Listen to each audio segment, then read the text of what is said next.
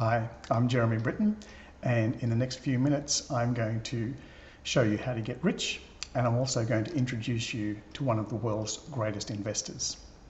Now, I'm working for a cryptocurrency company, Boston Trading Co., but I have been investing in stocks and property and other things for many, many years, since 1992 now.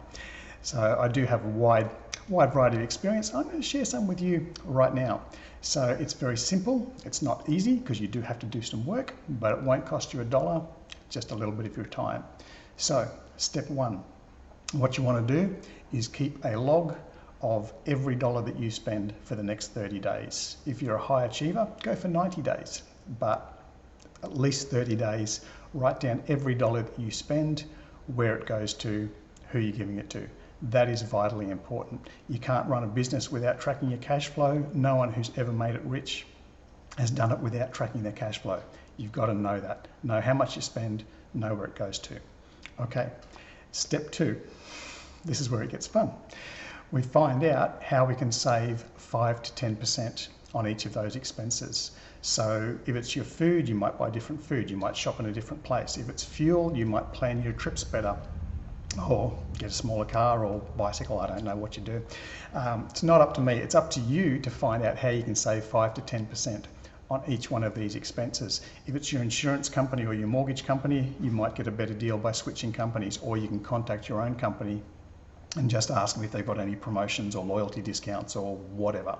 So you've got to do some work, find out how you can save 5 to 10% on each of those expenses. Every now and then you'll get lucky and you'll save 20%. Fantastic. Add that to the pot, because we're going to start saving that money into a separate account. And then comes step three. So step three, we actually go back to step one. We have a look at all of those companies that you're actually spending money with at the moment. And step three is where we Google those companies and find out how we can actually invest into them. So if it's your bank and your insurance company, they're usually a publicly listed company, and you use the savings from step two to start buying stock in them. There's plenty of online discount brokers where you can buy stocks in the company using just $5 or $10. So it can be very, very simple to start investing into those companies. Again, with your telco, with your powers, utilities, food, I don't know, whatever you spend money on, have a look at how we can invest into those companies. Some of them you may find that you can't invest into them because they're not publicly listed companies.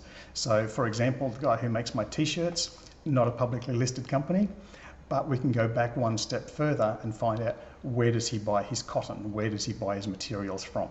Maybe the person who makes your microwave, they're not a publicly listed company.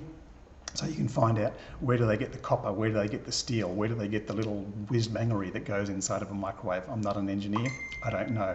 But you can Google and you can find out some of those things. You can start buying stocks in the companies you already know, the companies you already like, the companies you already trust, because that's where you're spending money. Now, step four, also a fun one. Step four is where we go back and we rinse and repeat. Every 30 days, every 90 days, you have a look at your portfolio, you have a look at where you're spending your money, see if that's changed. If you're spending your money in a different area, then you need to change where you're investing it. So I've changed telcos a couple of times in my life when I got a better deal, so I changed the stock ownership in those companies. Ditto with banks and insurance companies and things like that. Going back to the pandemic, back in 2019, 2020, lockdowns came in, everybody stopped traveling. So obviously you weren't spending money on Ubers and airline stocks, so you would have sold those. People start having meetings from home and they've got to buy subscriptions to the video platforms and things like that. They've got to up their subscriptions to Netflix or whatever. So you would have bought stock in that. So by the rinse and repeat method, you're always being invested in the right area at the right time. You wouldn't have been stuck holding those stocks when the market went down. You're actually buying stocks before everybody else finds out what's going on about them. So if you haven't guessed already who one of the world's greatest investors is, it's you.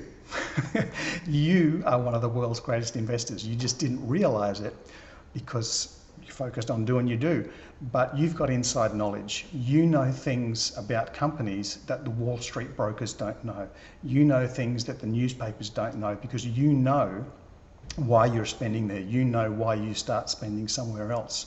And if you're fortunate enough to have a job where you work for someone else, watch where they're spending as well. Where does the boss buy their paper supplies? Where do they get the chemical supplies? Where, if you're in nursing or healthcare or something like that, what pharmaceutical drugs are becoming more and more popular at the moment? You've got to look at these things and find out what's trending before it becomes mainstream news. It's not really insider trading, it's just inside knowledge, because you get to find out stuff before everybody else gets to find out stuff. And again, step 4, change the information as the environment around you changes. If the boss starts spending money in a different area, or if you start spending money in a different area, switch it up. So that's it. You now know one of the world's greatest investors is you. You now know there's a simple 4-step formula for doing that. If you want a really big blueprint overview, there's a 240-page book that I wrote a few years ago. This one's been graffitied because it's been out of print for many years.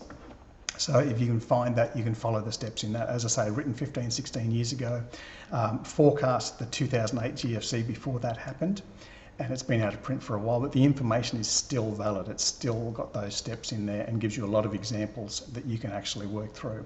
If you can find that book online, it costs you about $3 or $4. If you can't find it online, find it in your library. If you can't afford $3 or $4, subscribe to the Boston Trading Co. newsletter, and I'll send you a copy of the book for free. So you've got the information, you know now what to do, you know where to invest before other people tell you what to invest in, and you know you can rely on yourself because you've already got the knowledge. So please share the video, share it with your friends, start rationalizing your expenses, and start investing where you spend. Hashtag invest where you spend. Share the information, please. Thank you. Let's make the world a better place.